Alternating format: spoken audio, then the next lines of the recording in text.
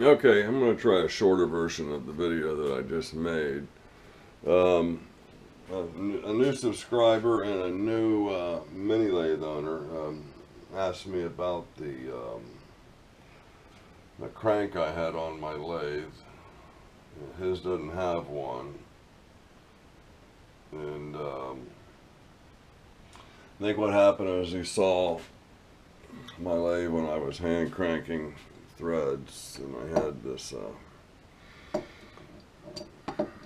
on my spindle. So Gary, that's a homemade expanding mandrel.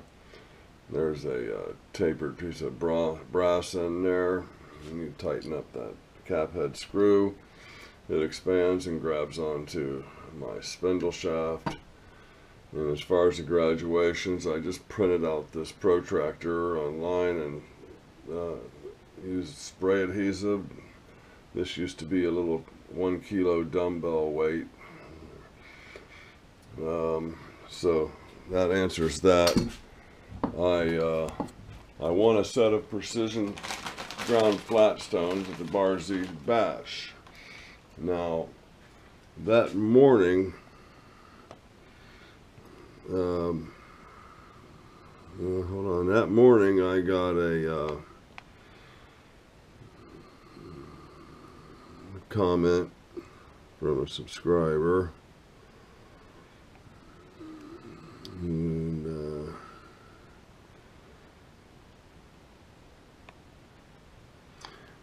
Jean-Paul says, I think you really need to buy yourself a pair of precision ground flat stones.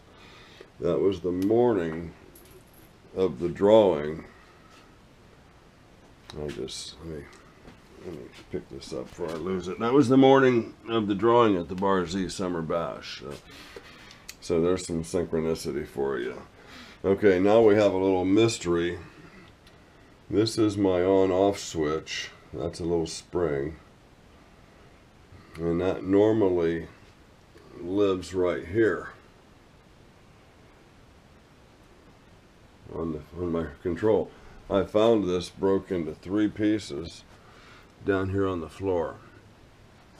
Now, either something fell from the shelf up here, landed on that, and shot that thing over here, and it worked its way back in that corner. There's nothing else on the floor to back up that theory. The worst case is somebody came in here and was screwing around with things. And that also isn't real likely, because like everything on this wall, I have on one individual breaker, and every time I leave the shop I turn that breaker off. So in case a kid would wander in here, unless he had a little electrical knowledge, he wouldn't be able to run anything. So without the switch, I got the fuse holder loose as a safety in case someone walks in here, and it's just, you know, on full time. So I was trying to run it earlier and I forgot I did that to the switch, and I couldn't figure out why it wouldn't run. Okay, that's that. Couple videos for you. I was forced out in the city at work today, so I got to work at 4 o'clock, and so we need you to go out in the city and make some deliveries or drop-offs. Or so the first place is a pipe plant. This is the recycling bin. Dumpster.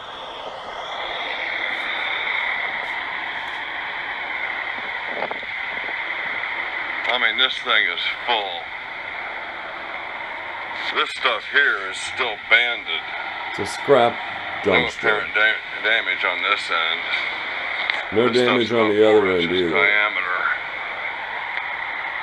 The 4-inch pipe was also banded. It's amazing how much scrap exists in the world today. Okay, this next video is a place called Ferguson, and they I guess they're distributors. I see a lot of heating and air conditioning stuff come out of there, plumbing stuff, toilets. I picked up about 12 zero-turn mowers. One of them going to Colorado to a marijuana cultivator. But they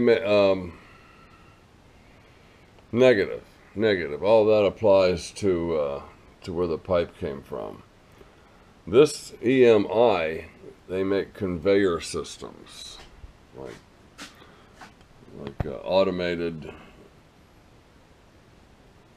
conveyor systems. And well, we'll just I'm trying to get this in a light situation where you're not going to see all this glare. And that's as good as it's going to get, I think.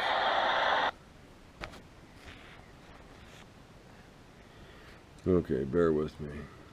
Here it is. Man, one can only dream. I think this just came back from being refurbished.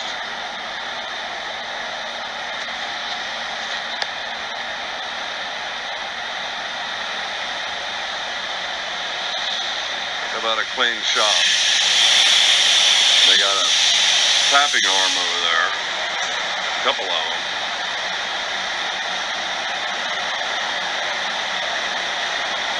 Last time I was here, the guy, we spent about 45 minutes giving me a tour of this place. But yeah, I would say this thing has just been refurbished. It is all flaked. Okay, to anybody I work with, that 45-minute tour, we were waiting for my trailer to be loaded with my pickup.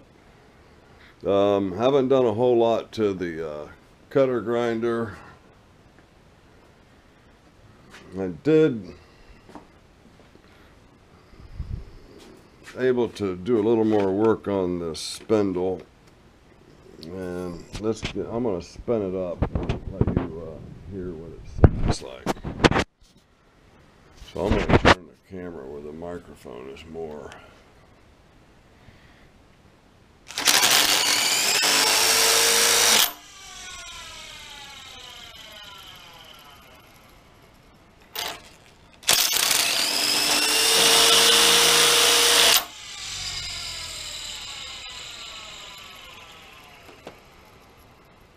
Okay, I'm not real experienced at this kind of thing, but that sounds pretty damn good to me.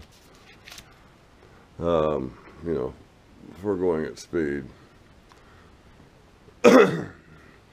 Okay, I was going to make this one short, so that's it.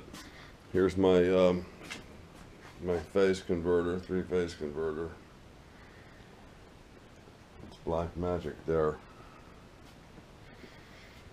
I am holding off showing this table.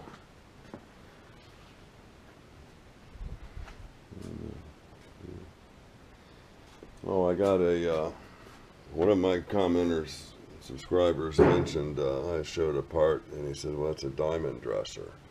And when I wire wheeled it, I came across the diamond.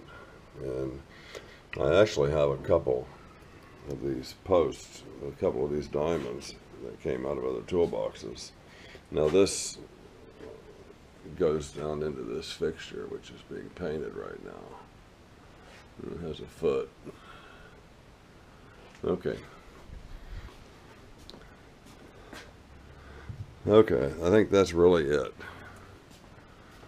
I think this is, again, I forget. I got the operating manual for this machine, and I'm missing components that would help me learn how to do the easy things. A cupped wheel could go here on the powered head, and there's an angled table that could go here,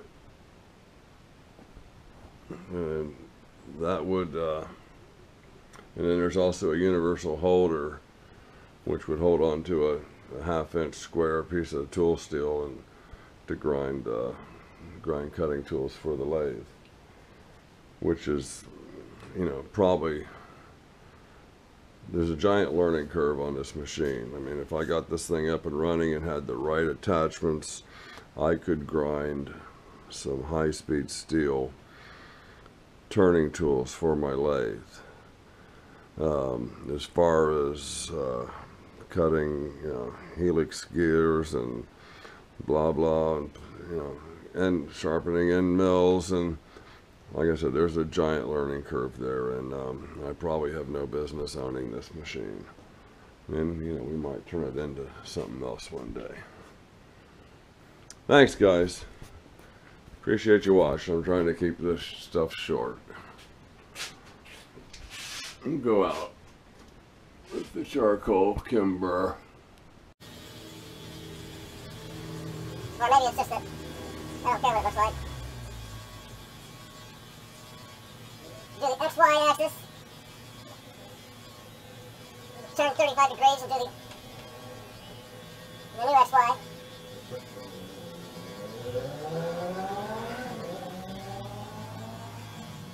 I'm not hearing much hair being cut anymore.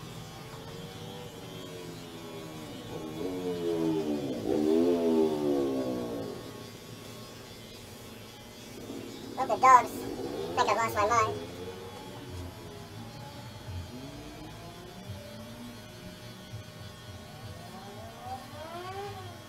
Last time I did this, it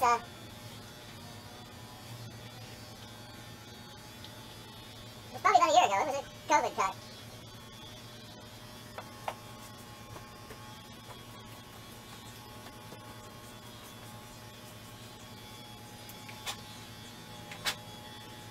If you take that guard off, you do not touch this thing to your hair. Let's try that. I just made some kind of adjustment.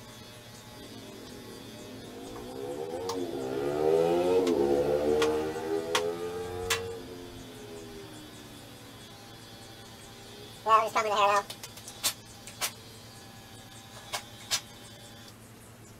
Just that 20 hour, or so,